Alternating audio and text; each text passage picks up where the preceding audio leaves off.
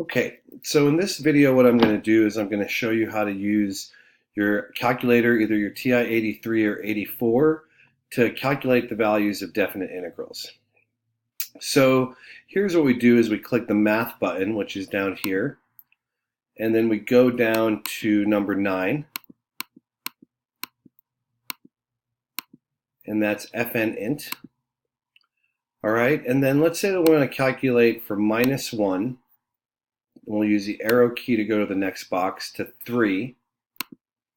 And let's say that we pick some function. Let's say we pick x cubed minus, we'll go back down, minus 3x.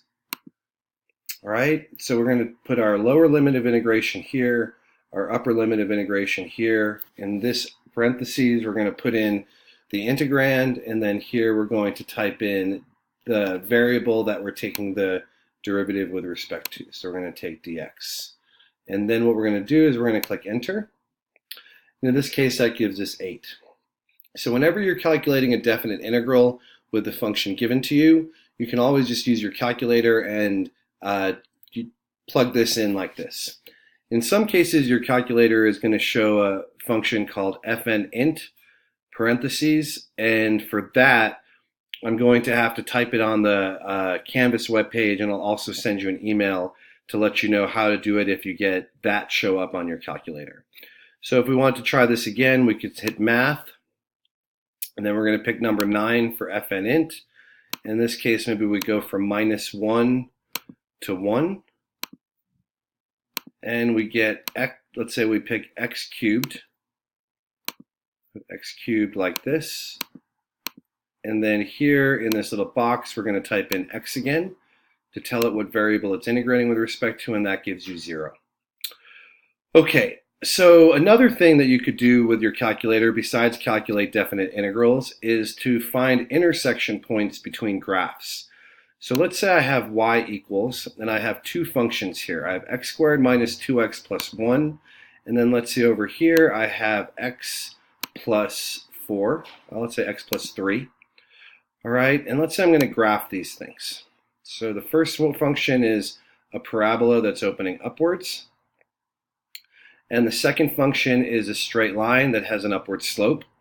And so for some of these problems where you're trying to calculate the intersection point so that you can find the area between two curves, what you're going to do is you're going to look for this point right here and this point right here.